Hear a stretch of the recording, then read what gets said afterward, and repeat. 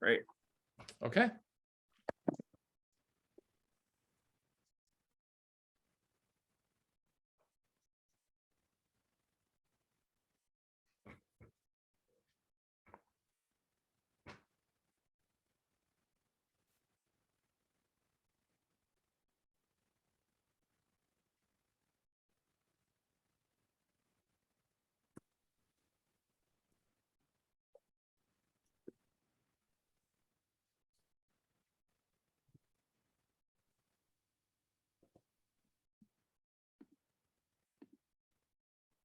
Good evening, everybody joining from London, and good afternoon, everyone joining from the US. My name is Michael Hall. I'm the operations manager at Benjamin Franklin House, Franklin's only remaining home anywhere in the world. And today we're joined by Professor Michael Meyer, who is going to be speaking about his book, Benjamin Franklin's Last Bet. Professor Meyer is the author of some previous books on China, The Last Days of Old Beijing and In Manchuria, which both resulted from more than a decade in China working for the Peace Corps. He's contributed to the New York Times, the Financial Times, Los Angeles Times, Chicago Tribune, Architectural Record, Reader's Digest, Slate, Smithsonian, and This American Life, my personal favorite from that list, and many others. He's won numerous awards for his writing and is a professor of English at the University of Pittsburgh and is currently a visiting scholar at the University of Oxford and a Fulbright scholar. Thank you for joining us. Thanks for having me. I'm excited to be here. Tonight we'll be talking about Benjamin Franklin's Last Bet, your most recent book, which I think came out in April, so recently. Yep. Benjamin Franklin's Last Bet, The Favorite Founder's Divisive Death, Enduring Afterlife, and Blueprint for an American Prosperity. This book specifically looks at Franklin's sort of last minute, if I remember correctly, will amendments with which allocated £1,000 each to Boston and Philadelphia, with the idea that he could leverage interest over sort of a long period of time for the public good. So with that, I'll turn that over to Professor Meyer. Keep in mind, everybody, that we will have a question and answer period at the end, so you can put your questions into the chat or into the Q&A function, and we'll be able to hopefully answer all of those at the end. So take it away, Professor Meyer.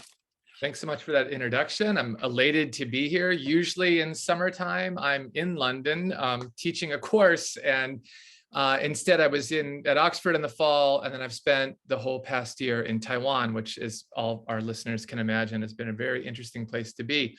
But we're here to talk about Benjamin Franklin. So I want to show you some slides here as I talk. Get that right. I gotta open up this. Excuse me for 1 second. There's always text in the beginning. Open up the slides.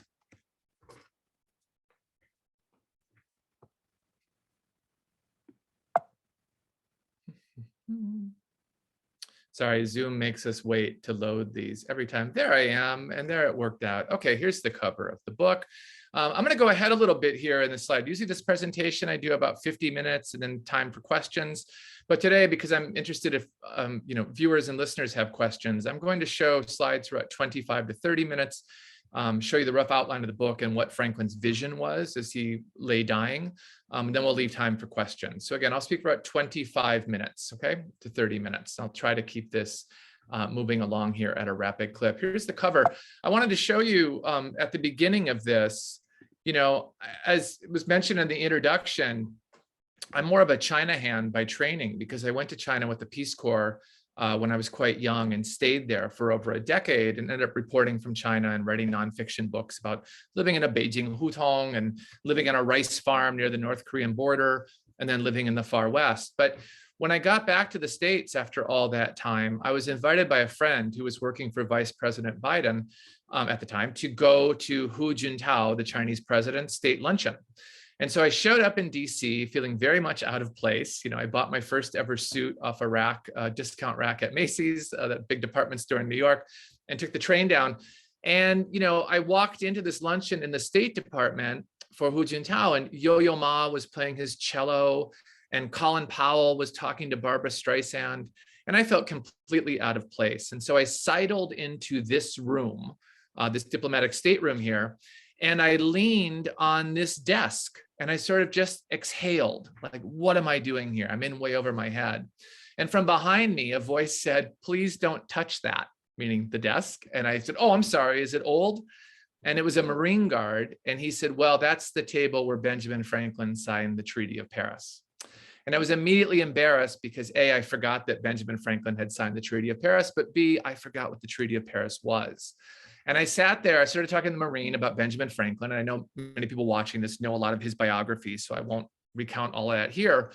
But, the Marine and I started talking. He was telling me that Franklin spent, the last 17 years, essentially, 17 of the last 22 years of his life overseas, living in London, living in Paris. And I didn't know that. And we started swapping some Franklin knowledge. And then I went back to the lunch and I sat there feeling very stupid, thinking I know more about China, Chinese dynasties, Chinese politics, Chinese geography than I do about the history of my own country. And I really didn't know that Franklin, for example, had ever lived in London, not just once, but on three separate occasions. And so I went back to the hotel room, and as one does, I started Googling, and I sort of fell down the rabbit hole of Franklin, sort of going back over his life, his accomplishments. Here's the apocryphal, holding the kite aloft in the sky. It was probably his son, William, who held the kite string while Franklin himself touched his knuckle to the key. And as Joseph Priestley wrote, felt that delightful shock. But, again, I was thinking, I don't even know where this took place, this experiment. And could one go stand on those same lands today? Is there a marker?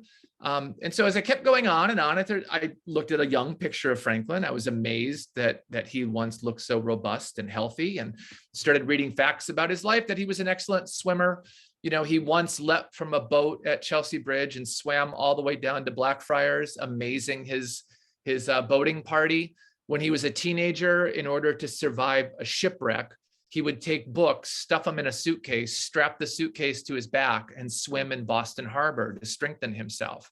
And we know, of course, there on Craven Street, the Benjamin Franklin house, that he would go and swim in the Thames and then take an air bath in front of the window, which brings me to where we are today here at the house. As I mentioned, I usually spend my summers in London. And before I even started researching this book, I was drawn to this house, not only because Herman Melville lived a few doors down, and you can see his blue plaque there, but just how exciting it was to step into the same room where Franklin once occupied with the Hewsons. And here is a window, and before which he sat and took his air baths. And while I was in London this last summer, I went up to Ecton. This is a few summers ago, excuse me. And, here's Franklin's visage here. This is his father Josiah's ancestral village. And you can still go to the church, the parish yard here, and you can still see the gravestones where his uncle Thomas and Aunt Eleanor are buried. And so, I started collecting these sort of disparate ideas of what Franklin was, but it really wasn't until that luncheon, when I sat down afterwards thinking, I don't know anything about Benjamin Franklin, that it all started to coalesce for me, because I read his last will and testament. And it's one of those moments, when you're a writer, it's time to write a book when the book you want to read doesn't exist. Because as I read his last will and testament, I started realizing not only did Franklin use his will to tell a story, like a lot of great wills do, because he knew it would be published, but he was also using his will to settle scores. And he was also, I didn't realize that at the time that Franklin died, he wasn't revered by a good half of the federal government. His reputation had been greatly tarnished by his association with Louis XVI and the events of the French Revolution that happened after he left Paris. Federalists in the American government felt that he had been too close to France, when we should be allied with our old mother country of Great Britain.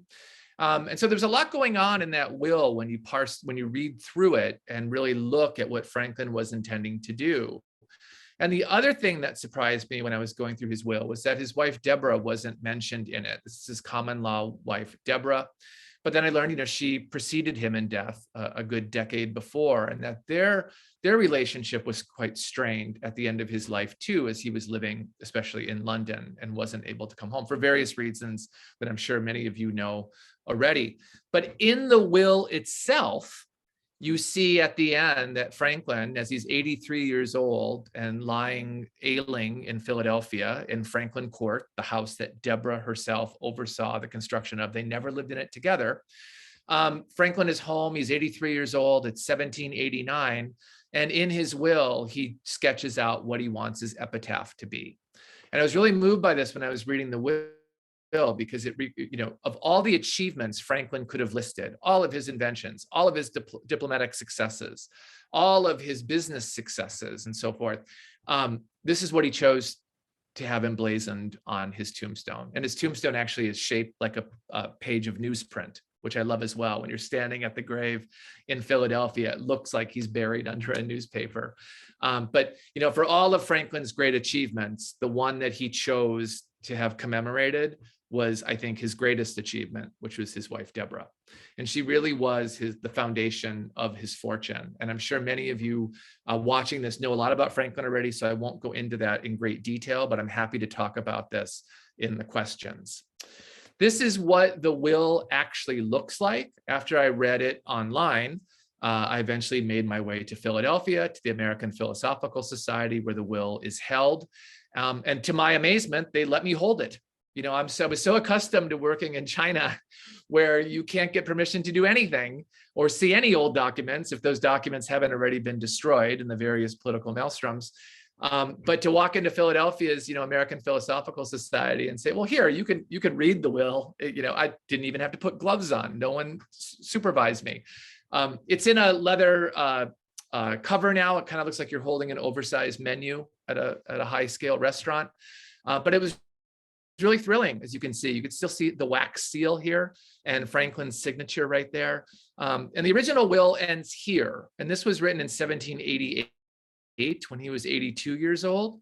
But then as he got progressively sicker and more ill, got poorly, he added this codicil or codicil, depending on your pronunciation, which is what the crux of this book is, which is really his last bet. This idea he has, this scheme he has to stake American craftspeople for the next 200 years to allow them to open their own businesses. Like many of Franklin's ideas, this was not his own. He will gleefully admit later on in his life that many of those great Poor Richard sayings that we remember him for were plucked from vines that run back to the ancient Greeks, from Sophocles onward. He often borrowed ideas. Now, will we call him a plagiarist or a thief?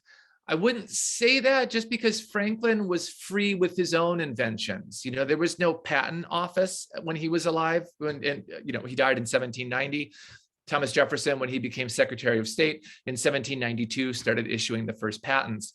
But Franklin could have had exclusive commercial licenses on his inventions. He didn't. The Franklin stove, in fact, wasn't even named by him. He gave the patent to a friend that had helped him early on, or the commercial license, I should say, who had helped him earlier in his career. And the name Franklin stove came about because that's what the users were calling it. The lightning rod, the glass harmonica, bifocals, a better odometer, a better rocking chair, so on and so forth. Franklin didn't himself profit from those inventions. And so he felt, I benefited from the wisdom of others, so others should benefit from my wisdom as well. I think he's considered by many the father of the open source movement that we have today. The reason I'm telling you this is that Franklin's idea to stake the working class for 200 years actually wasn't his own. When he was living in Paris, as minister plenipotentiary, from the American government, trying to coerce Louis XVI to giving them more money and more men and more material, there was an admirer in France of Franklin's that sent him a satiric essay. And the satiric essay was called The Last Testament of Fortunate Richard, not Poor Richard. And the joke was, it was a satiric essay all about the miracle of compound interest. And it was a boy whose grandfather had said, if you invest a little bit of money and put it in a bank account and allow compound interest to raise its value, after 100 years, you can do untold things with this. It'll have accrued 144 times. Then you can leave it another 100 years, and so forth. And so in this essay, the Frenchman, Charles Mathon de la Cour, he writes, to his hero, Franklin, that this little boy let this money accrue with interest. And then after 100 years, ordered it released. And it was to help tradespeople get their leg up in business, to hang their shingle out. And then after 200 years, he wanted it to create trade schools, provide women equal opportunity at equal pay for work. He wanted universal health care. At 300 years, in the essay, Charles Mathon de la Cour wrote that we're going to have a Bank of Europe, so it will stop all the wars of Europe if we have a common currency, on and on. This is 1785 when he's coming up with this. So Franklin tucks this idea away in his head. And in the book, I talk about how he never met Charles Mathon de la Cour, later guillotined, unfortunately, during the French Revolution. His last name was de la Cour, of the court. That didn't help. But Franklin loved this idea. And he later wrote to Charles Joseph Mathon de la Cour when Franklin was in Philadelphia, "It will please you to know that I've remembered your idea and I've struck upon doing a similar thing in my last will and testament." And so what did Franklin do? So when Franklin dies, this is the front page of the Federal Pennsylvania Gazette, which is his former newspaper. And you see the death notice here. It's long and leaden as a casket. Didn't take the position here. I mean, news traveled slowly in the Republic. This is an age of cart horses and worsted hose and so forth. And so the federal government actually in New York didn't actually learn of Franklin's death until 4 days later. Philadelphians, of course, knew it when it had happened. And so Philadelphia had a grand funeral for Franklin. One thing I talk about in the book, I won't go into detail here, that surprised me, is Franklin had no state funeral from the United States government. George Washington would be the first person to have a state funeral. And in fact, Congress argued with each other whether to even officially mourn Franklin. The Senate, presided over by John Adams, Franklin's nemesis, refused to mourn him. The House of Representatives, which is overseen largely by James Madison, very, very influential, resolved to wear black badges of mourning, an armband around that. But Franklin's, was very contentious when he died. And I think this spins into why he came up with this idea, this scheme to fund tradespeople. Franklin, the first line of his last will and testament is, "I, Benjamin Franklin, printer." He listed his trade first, before minister plenipotentiary, before president of Pennsylvania. He was governor, that's what it was called then. He was very, very fond of his trade. And I think that, when you look at his correspondence, and I quote from him extensively in the book, when he comes back from Paris to Philadelphia in 1785, he's quite shocked to see that tradespeople are not a part of governance. They're not on the Philadelphia City Council. They're certainly not in the US government or at the Constitutional Convention. And he was very, very saddened by this, frankly, if not chagrined. And, he pointedly, I think he's probably the first person to ever founded a university, but not left that university a single penny. Nowadays it's so common for philanthropists to give money to schools. Franklin pointedly, and I write about this in the book, refused to give any money to the Philadelphia Academy, which he had founded, which is today's University of Pennsylvania, because he said, I wanted that school to be practical. I wanted that to take in working class people, teach them public speaking, good English writing, accounting, skills useful in business. I come back now, the board has taken it over with blue stockings. It's become a finishing school for Philadelphia's elites, and it's teaching Greek and Latin instead of what he considered practical subjects. And a lot of his correspondence as he comes back from Paris is anger at his fellow delegates to the Constitutional Convention, that they're not rewarding me for my service in Paris. They're not even paying my expenses to my Parisian grocer and wine merchants when I was doing business and so forth. And, he looked around. John Adams was a lawyer by training. George Washington and Thomas Jefferson were gentlemen farmers. They benefited greatly from their wives and the land they inherited from them, of course, slave owners as well. And Franklin, himself had once owned slaves. He called them servants. They worked in his print shop. His family, we estimate, owned up to 7 over time, including 2 that he brought with him, 2 men that he brought with him to Great Britain. One ran away unpursued. The other stayed in his service and scraped the moss off those tombstones I showed you in the Acton churchyard. One of Franklin's last public acts before he died was he had become the president of the Pennsylvania Society for the Abolition of Slavery. And he submitted the first petition ever to Congress calling for the abolition of the slave trade. which of course Congress laughed at.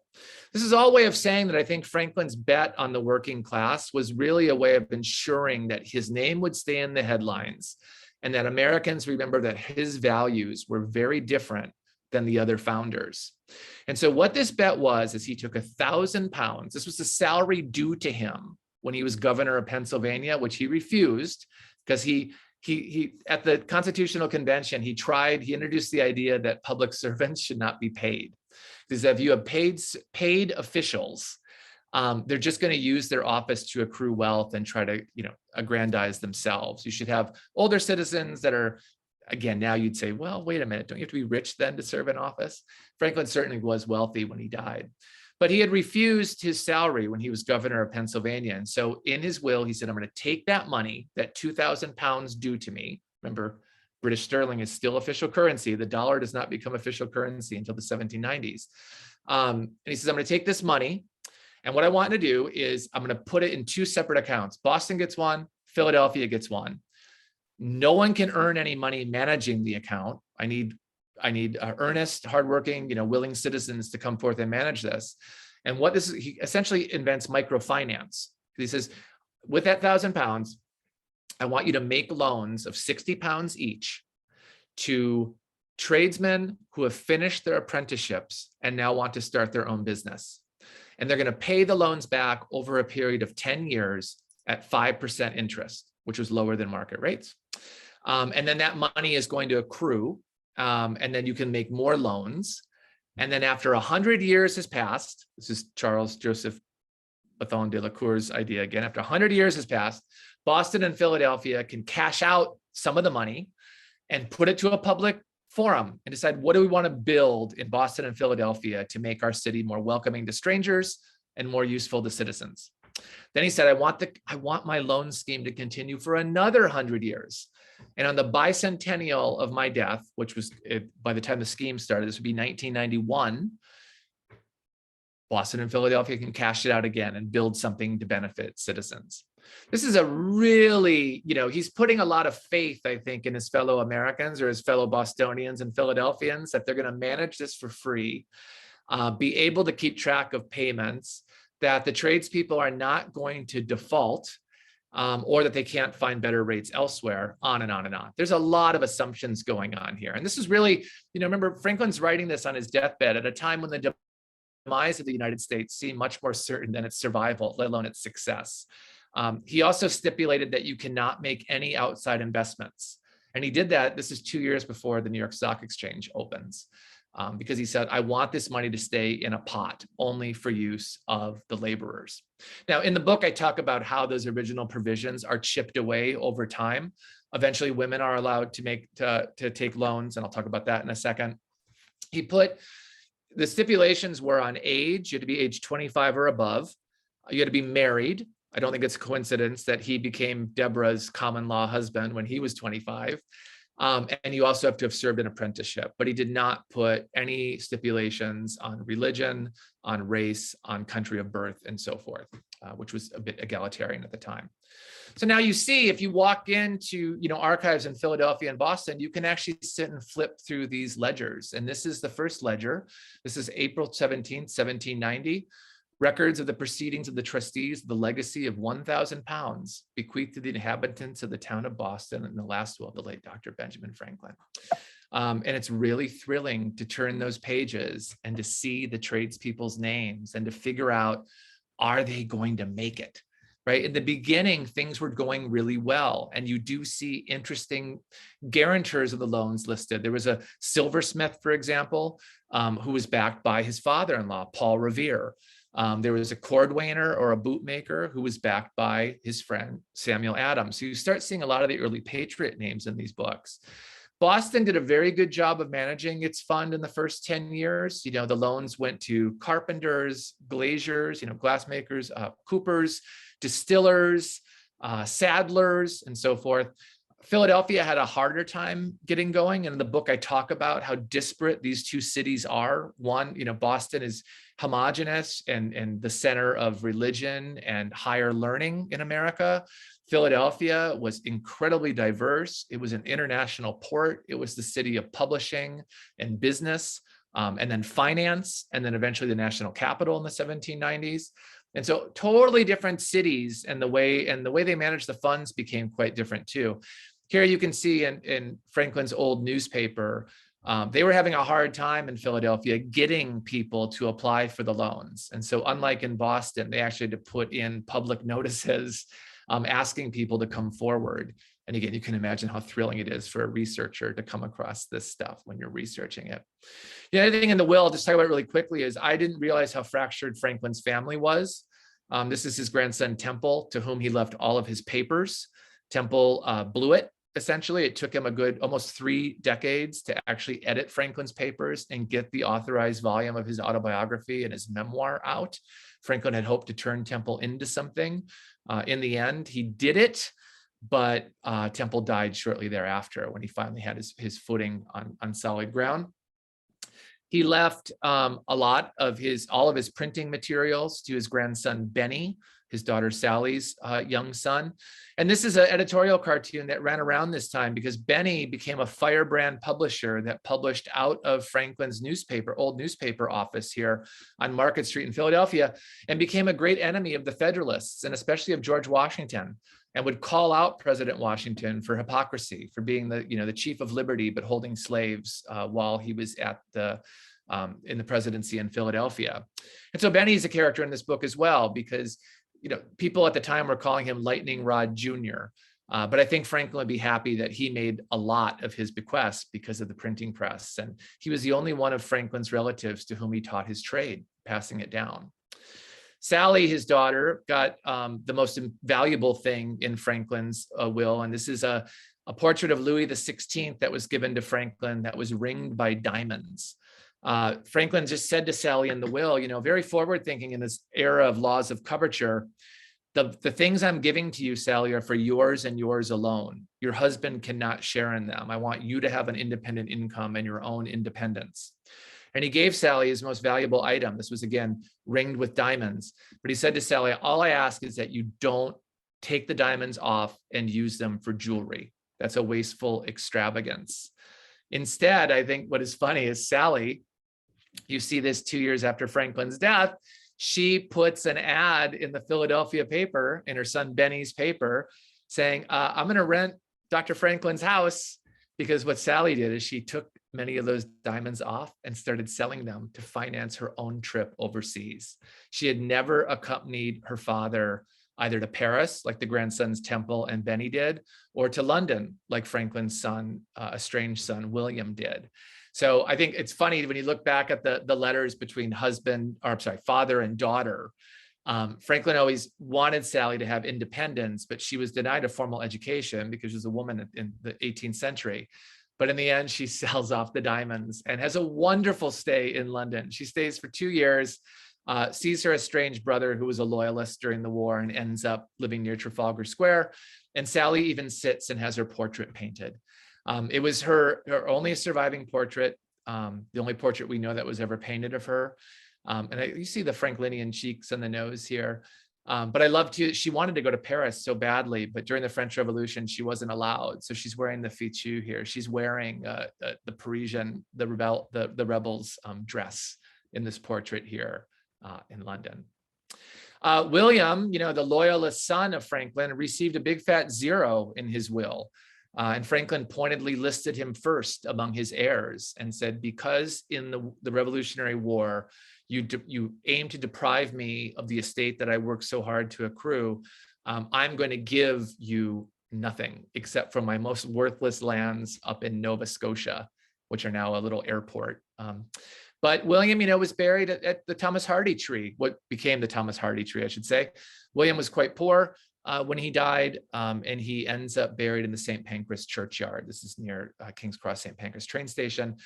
We think his tombstone is among these here because a young architect assistant named Thomas Hardy, when they were building St. Pancras train station, the graves were moved to put the tracks in, and Hardy oversaw. I don't think he physically moved these tombstones himself, but this is known as the Hardy tree. So anyway, this is another diversion, I think, from what I want to get back to here, which is what happened to Franklin's money. And I can do this in 5 more slides, and then I'm willing to, we can talk questions here. Again, from the beginning, It's kind of cool. Benny, his grandson, used Franklin's printing press in Philadelphia to print up these bond agreements, these loan agreements. And it's so fun to turn the pages here. This is loan number 45, wonderful named silversmith, Liberty Brown, born on the 4th of July. That's why he's named Liberty Brown. And this is his agreement. And if you scroll down here, I can't do it on this slide, but you can see they record every payment that Liberty Brown made. Liberty Brown is one of these people that like embodied the Franklin ideal. He hung his shingle up. He had his own business. It was prosperous. He not only ran for Philadelphia City Council, he became president of the Philadelphia City Council, and then he went on into government, to Pennsylvania state government. And early on, there was quite a few of these successes. There was a printer in Boston who became the 4th mayor of Boston. And you can still see a lot of the improvements he made to the city, including the mechanics library. That was, a place where workers could go and take free classes and have free books and so forth. So the first, I'd say the first 20 years of the loans, believe it or not, the first generation, things were working. Tradespeople were receiving the loans. They were making their payments back. People that knew Franklin personally or the children of those men were managing the loan scheme. And so there was a great connection still to Franklin. And so, things are going pretty well. But what changes, as you can imagine, if you just think back to what was going on in the early 19th century, is, of course, the Industrial Revolution happens. Franklin, for all of his wisdom, could not foresee the mechanization of labor. And one thing that, was rapidly changing is the apprentice system was upended. At the same time, technology was advancing and America was expanding at such a clip that Franklin couldn't have imagined. And so, you have the Erie Canal being built in the 1820s, and that's taking away Philadelphia's trade as a major port. The capital moves to Washington, D.C. There was, of course, the War of 1812. There was a financial panic not long after that cratered people's savings and caused many businesses to shutter. There was a lot of cataclysms that were going on. The way we would talk now today about, I think, recessions or war in Ukraine and disruptions to shipping supplies and so forth, that you start seeing people default on the loans. There's also a real change here. This portrait I'm showing you is a man named Pat Lyon. And this portrait is called Pat Lyon at the Forge. This was painted in the early 1830s. Pat Lyon was jailed here in the Walnut Street jail back here, and he never forgot that. He was wrongly charged with a crime, and when he was released, he sued the city of Philadelphia and won. And with that settlement, he started building fire wagons, what we call fire engines today, but they were hand pump, another Franklin connection with the fire company. Pat Lyon was very proud that he belonged to what Franklin called the leather apron class, right? That I work with my hands, although he didn't. Pat Lyon lived in a lovely home and he wore cravats and everything else, but he wanted to be seen this way. And this is really what Philadelphia saw itself as a city of broad shoulders and hard work. And this is where Pat Lyon was. And to its detriment, I think, Philadelphia in the 19th century refused to try to change tack on how they managed Franklin's money. The managers kept giving money to tradespeople. And even though the default started piling up for all the reasons I just mentioned, no one stepped in to do anything about it. And so for the first 30 years, when you look at the balances of Boston and Philadelphia, Philadelphia is actually better because more and more of these tradespeople are using the loans to create their own businesses and paying back on a timely rate. But after the Industrial Revolution and these sort of shocks start happening, people start defaulting and nothing is done about it in Philadelphia. Totally different up in Boston. Boston's Industrial Revolution was just a wealth-making machine for the people who own mills. Many of you probably know the story. James Watt, guarded his steam-powered engine so carefully. And there was a man named Lowell who came over to tour James Watt's steam engines, and he memorized how Watt had put those machines together. And when Charles Lowell got back to Boston, he replicated those engines and said, I can use this now for cotton, for the great mills that were built on the Charles River upriver from Boston. And so in Boston in the 1820s and 1830s, as the Industrial Revolution kicks in, you create a whole new class of wealth and a whole new profession, and it's professional money managers. This is the home, Boston's the home of the mutual fund. This is Nathaniel Bowditch in Cambridge, Massachusetts. This is his gravestone here. He was known as being a great navigator. American ships still have Bowditch's navigator on board. But he was also known as the man who invented essentially the investment bank, because he was taking these vast wealth of these mill-owning families and creating trusts. And so when Bowditch and other managers of Franklin's money, in Boston see that the fund is going down and laborers aren't making their payments, they decide, stop, let's not give any more money to this rabble when we have this great class of wealth here and we have this great bank that can guarantee 7% annual returns. And so Bowditch and the other managers of Franklin's legacy stopped giving it to laborers and instead invested it in their investment bank. And so when you get to the centennial, as Boston and Philadelphia start warring back and forth over who's the true inheritor of Franklin, right? Boston's his town of birth. Philadelphia is where he makes his riches and makes the city better.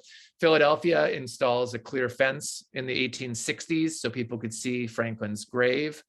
Up in Boston, the new money managers are saying, yeah, this is a big character in the book, Sam McCleary, who manages Franklin's money toward the end of the 19th century.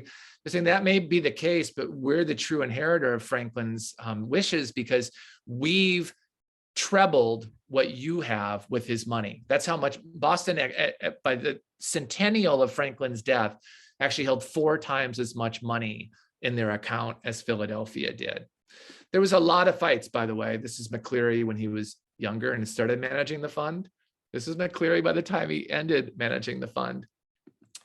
I mentioned, Boston had so much more money. In Philadelphia, Franklin's descendants, including Elizabeth Duane Gillespie here, who was a prominent feminist in Philadelphia, created the first ever women's pavilion at a World's Expo.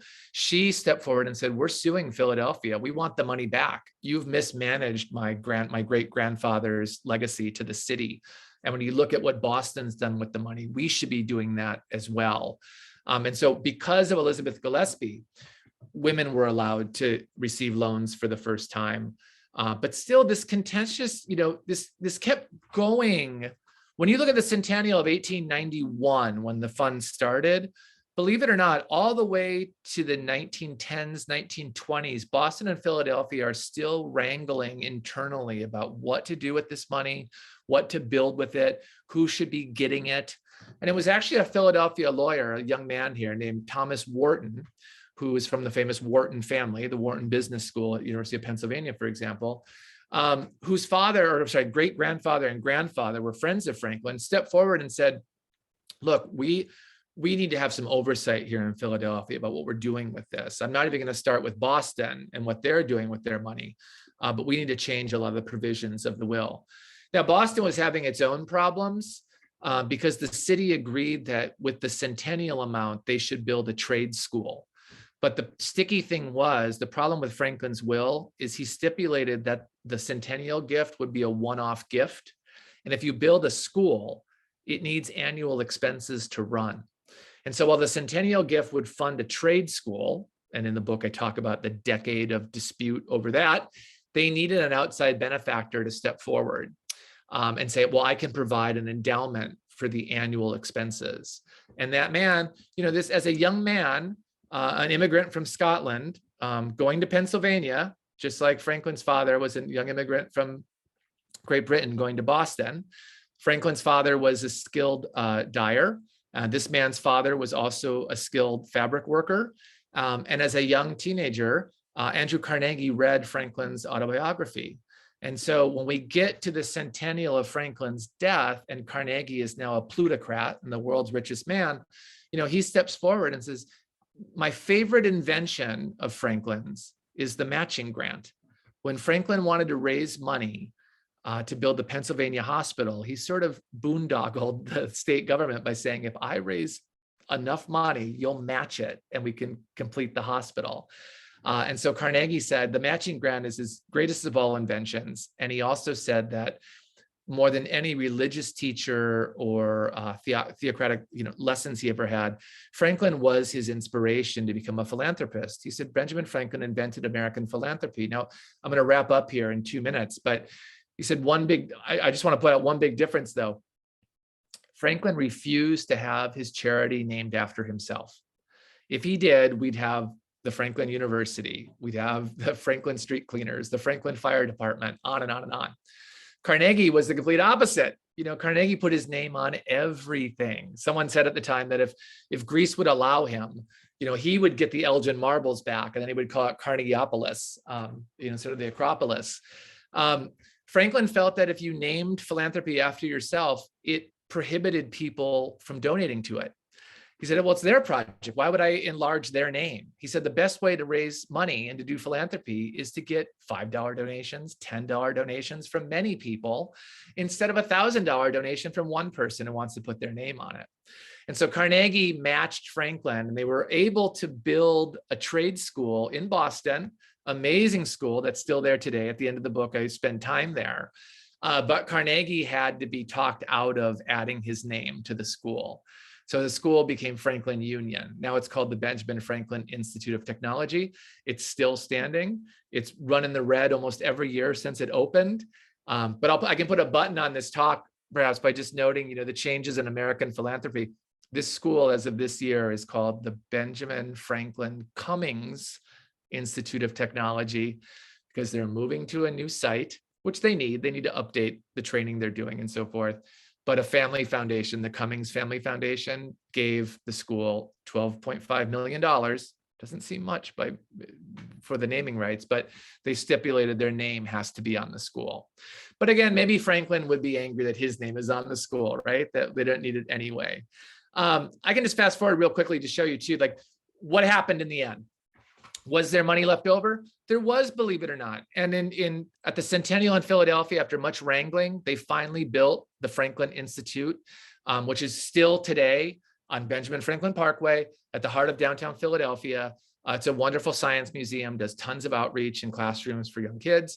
And that's the site of the Benjamin Franklin National Memorial, which is where his statue is here. It sort of saddens me though, when you walk around the statue, it says like the plaques are, inventor, diplomat, business person, but there's nothing about philanthropy or nothing about him being a working class person at all in this.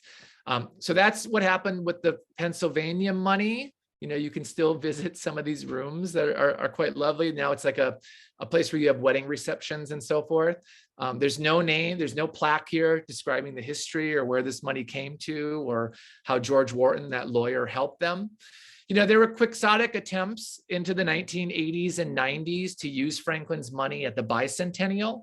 This is a young man, Walter Lyon, who survived the Nazis. He and his father, both Jewish, fled Berlin just in the nick of time, went overland through Switzerland and then got to Portugal, made it to the US.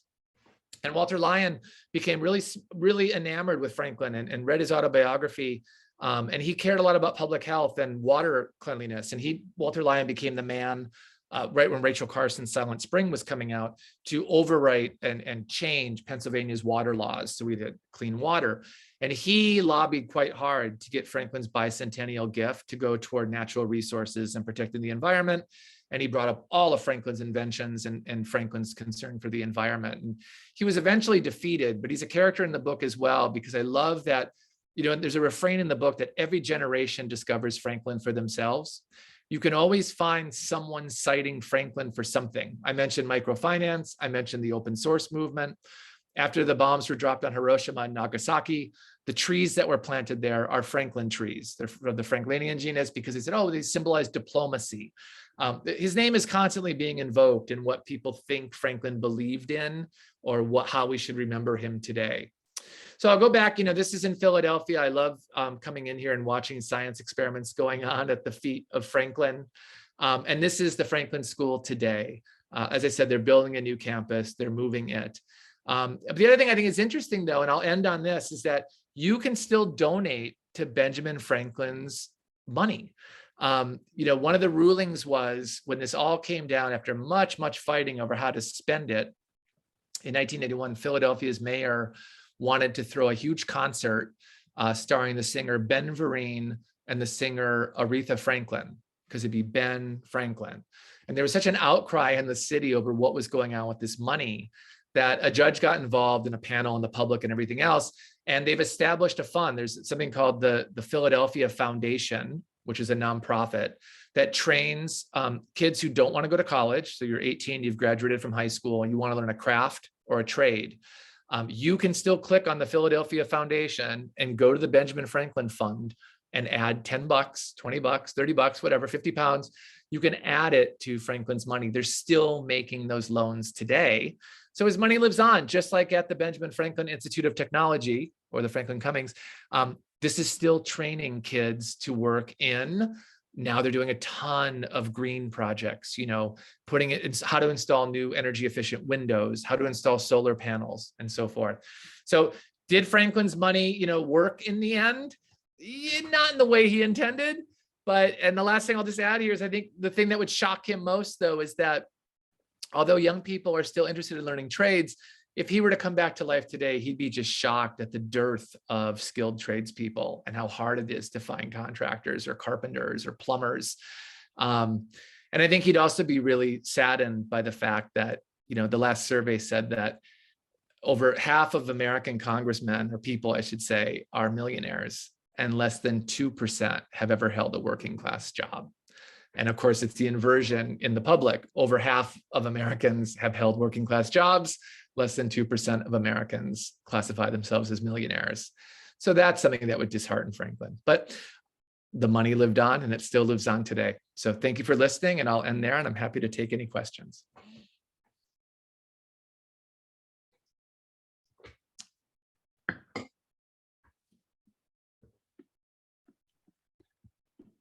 Thanks, Michael. That was great. Let me just see. I think if you stop sharing your screen, maybe. That work? Yeah, there we are. One thing that popped up while you were talking about the original sort of guidelines for who can borrow money, I was sort of surprised at how strict, not restrictive, or not as restrictive as I would have thought it was, especially in terms of race. And do you know when the first person of color would have received one of the loans? I went through every single name on those lists. And at least until the 19th century, none. And I went back and I think this would have disheartened Franklin. And I think if he could write that over again, he might have stipulated X amount of people, because, like I said, not only was he president of the Pennsylvania Society for Abolition, when I look back at, I think growing up in Minnesota, I grew up in the Midwest of the United States, and like slavery only happened in the South. That was always the feeling. Mm-hmm. But of course, there were people owned slaves in Boston and Philadelphia. Their house servants, or like Franklin, they worked in their shops and so forth. They worked on the docks. So I looked ahead in the 19th century, even when the Franklin loans were petering out, and I thought, well, were Black tradespeople able to work in Boston and Philadelphia? And I found actual data on this. There's reports like from Philadelphia in 1870 saying that there's no restrictions, especially after the Civil War. Pennsylvania was actually one of the first states to abolish slavery, but that people of color were so underrepresented in those trades. They weren't applying for licenses. They didn't feel like they belonged to that economy. And Boston, it was the same way. I had a social workers report talking about when you walk around Beacon Street or Boylston and just look at the trades and the shops, 1 out of 18, she wrote, was owned by a Black person. And so though, again, there were those restrictions there, but there also weren't Black laborers or tradespeople applying for those. And again, this is at a time, if you look at like Frederick Douglass's writing, Frederick Douglass was a skilled caulker on a ship. And he went to New Bedford, which was renowned in Massachusetts as not only the head of the center of the whaling industry, but a place where runaway slaves or freed slaves, people who had gained their freedom, went to settle. And when Frederick Douglass, a skilled caulker, went on board, the guy who owned the ship said, "I'll pay you $3 a day." But the white workers on board said, no. if you do that, we're downing tools, and so that the ship owner instead had to pay Douglas $1 a day. And Douglas writes about this in his writings, how ashamed he was because he had to be a general laborer instead. So to answer your question, when you fast forward to the 20th century, that's when the loan restrictions are chipped away at, through a series of lawsuits and court rulings where no longer were tradespeople being given loans, but people who wanted, like in Philadelphia, for example, they were being used to help people buy houses, first houses. So if you were being turned away by banks, or if the bank mortgages were the interest rates were so high, you could receive mortgages. And that's when you start seeing Americans of all sorts receiving these. And it was especially aimed at in Philadelphia to help people who were police officers, firefighters, people who could stay in downtown Philadelphia so they didn't have to leave the city. Mm-hmm. In Boston, they loosened the restrictions after the war. Saying, well, we have a lot of people walking around in scrubs in Boston, and becoming a doctor is sort of becoming a trade. So why don't we loosen the restrictions, and we can use Franklin's money to help people in medical school, nursing school, dentistry school. And that's also when you see all of a sudden now the color bar is obliterated. So right, although Franklin didn't stipulate, or he didn't say like, there's no restrictions, I feel like the money managers, the people, and the economy and society as it was at that time also didn't welcome it or advertise it or attract that. Yeah, it became much later. Good question. Let's turn to some of the audience questions. The first, I'm not going to ask them in order. So the first I'll ask is, would Ben have been happier with how Boston or Philadelphia managed the funds? That's a great question. I have to say, like, the American response to this, I'm sure you're shocked to learn, is like, well, the money wins, right? Like Boston got much more money. I came to the conclusion that he would actually be happier with Philadelphia for trying to adhere to his scheme, as impractical as it may have been. So I personally think Philadelphia, but I think the consensus here is that, well, Boston did a better job. They protected it and they got this great school out of it. Another is, what happened to the Boston money, and does the program still exist in that city?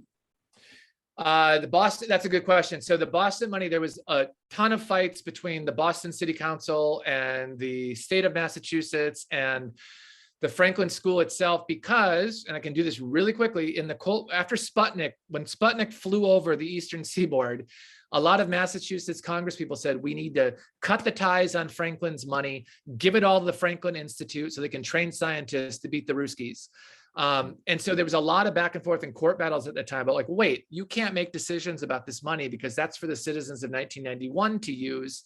And so when the money was available in 1991, the Franklin School said, we're broke. And back in the 50s, we were told that we could do this. The judge never said we can't have the money. The judge just said you have to wait till 1991. So if everybody agrees now we can get the money, we'll take it. There was so many fights back and forth about this.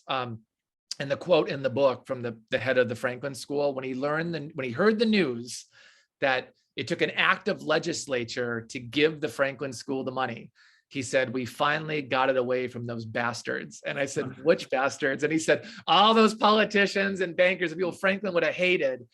So the Franklin Institute got all of the money. Yeah. The next question is, would Franklin be surprised by how modern America runs? Yes. I don't think he'd be surprised at the rancor in government because of everything I've outlined and his grandson going after Washington and print and so forth. That's not new. I think he'd be shocked at deficit spending. I think he'd be shocked at speculation in the stock market. He was very conservative with his money. And at the same time, he wasn't, because he started franchises with his print shops and so forth. He'd recognize, the internet would be amazing to him. He was a wonderful, brilliant self-marketer.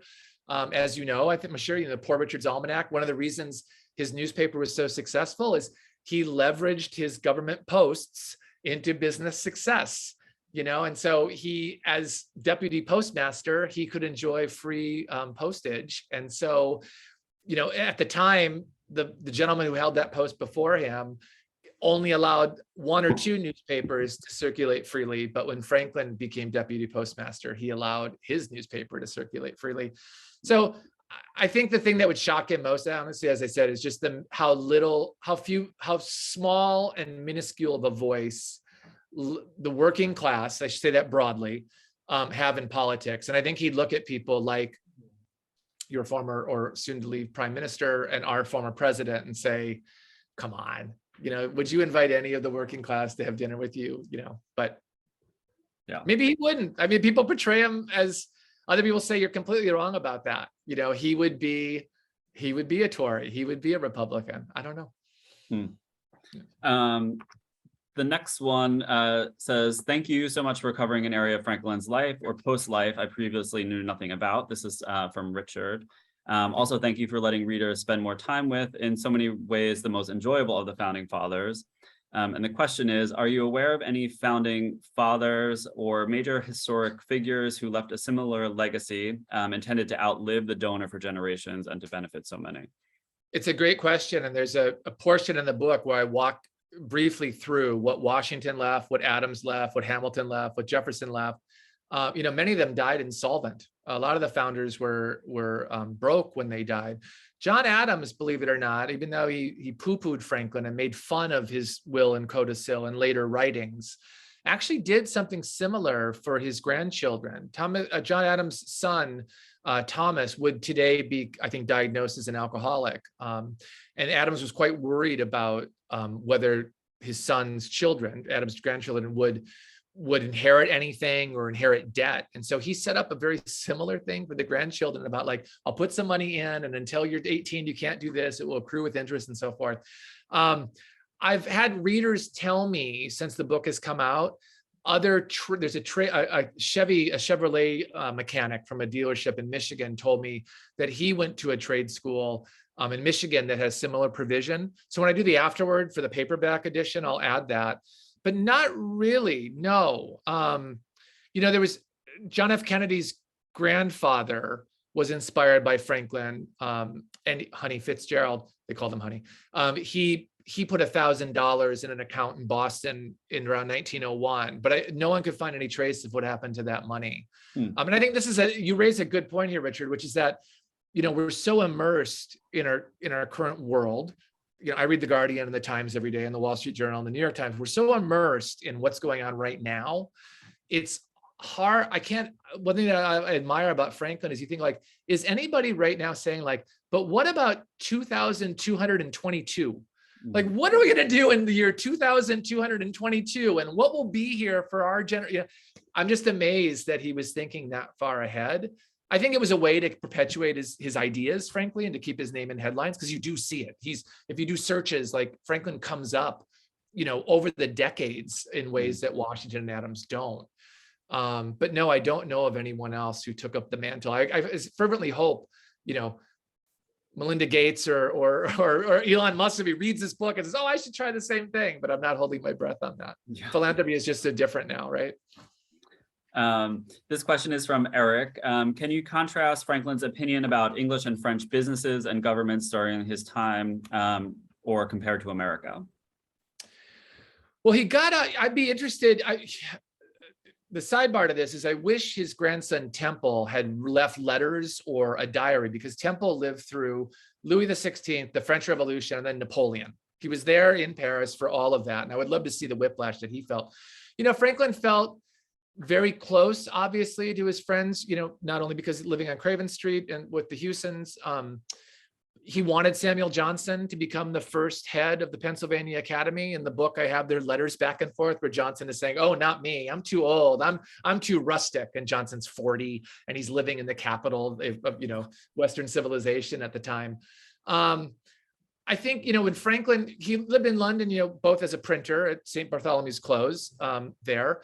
And then he was there as an agent for the colonies living at Craven Street. And then, of course, he was pilloried in the cockpit, by the Privy Council and stripped of his posts, kind of converted him to be a patriot. And so I think his British, I'd love it if I could just, his autobiography was written for his son. It begins, Dear Son. And it's all about his successes, and it's all about how great he is. And he leaves out slavery, and he leaves about all his missteps. And I would love to my favorite letters, I should say, that he writes back home to Deborah and he writes back home to his sister are those London letters and what life was like there. And Deborah sending over cartons of apples and so forth. But he doesn't write a lot about business in Great Britain, It's a lot about, hanging out with Joseph Priestley, the man who we credit inventing or discovering oxygen, and Samuel Johnson, and going up to St. Andrews, which gave him his first honorary doctorate in Oxford and so forth. And he was very friendly with, Benjamin Vaughan, and people that were over in Clerkenwell Green. He had a wide social circle in London and Great Britain, but he doesn't talk about business so much because it was a lot of government. His one business attempt in Great Britain failed horribly, which is that he was told to speculate with funds from the Pennsylvania colony. And it nearly ruined him. It smudged his character so much that he was voted out of his assembly position. He didn't do a lot of business when he was in London.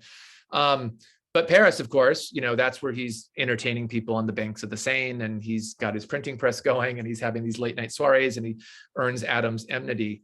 But he didn't talk too much about business in Paris either. He was always just trying to get Louis XVI to give him more.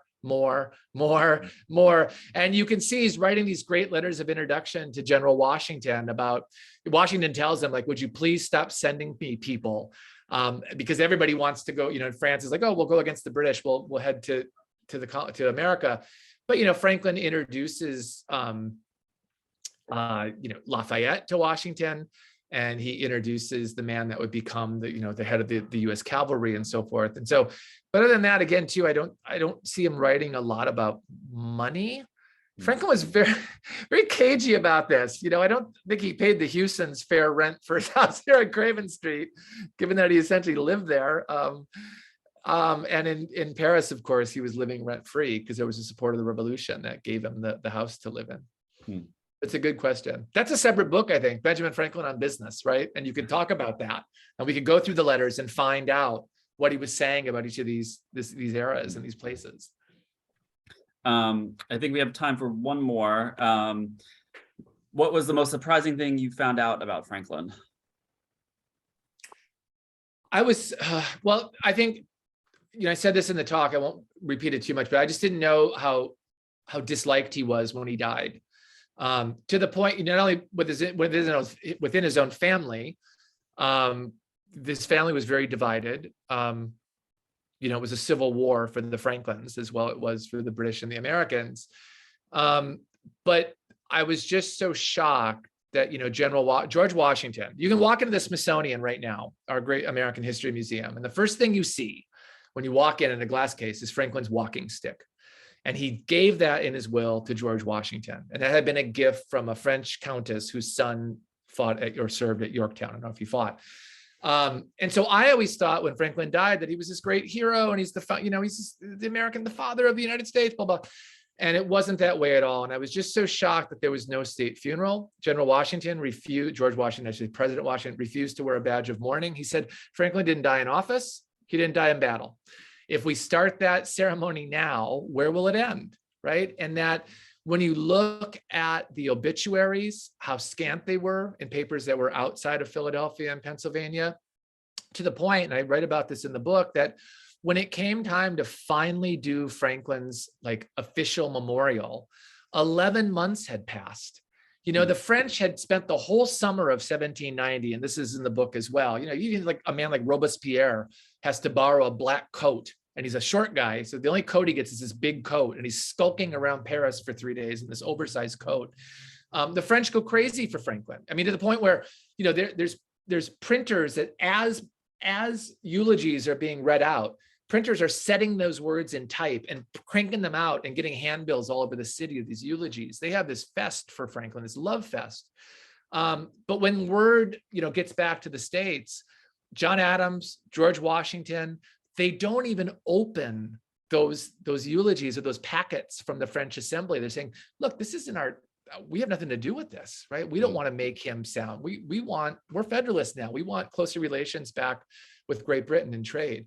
And so to end this, I'll just say that, 11 months had passed. They finally did the official memorial in Philadelphia. And you might say to yourself, well, who gave his eulogy? I would have thought it would be Thomas Jefferson, who succeeded him as, in Paris as the ambassador. Jefferson was deathly afraid of speaking in public. He used to feign illness to get out of speeches. And so the duty fell to Reverend William Smith, who was the man that after Samuel Johnson refused to come over and lead the Pennsylvania Academy, Franklin appointed William Smith, this Anglican reverend, to come over and head the academy. And those men hated each other. And this was, William Smith was the guy that in print would talk about how, Franklin's son William was illegitimate.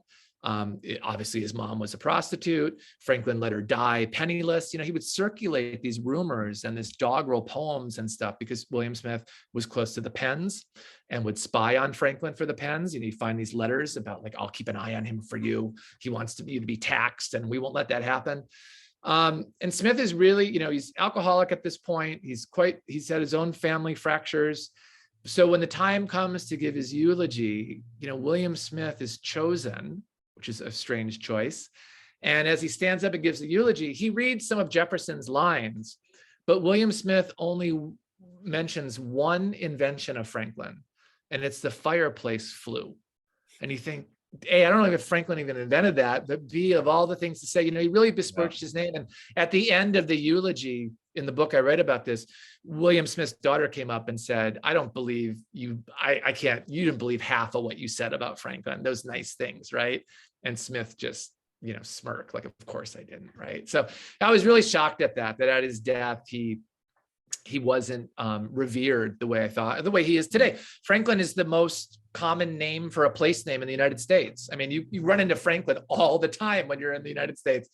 And of course, he's on the $100 bill and everything else, but that shocked me. So, and I think, again, to really wrap this up, this is what drives Franklin when he's ailing in bed to say, I'm going to keep my name in the headlines for 200 years, and I'm going to do something different than the rest of these schmucks.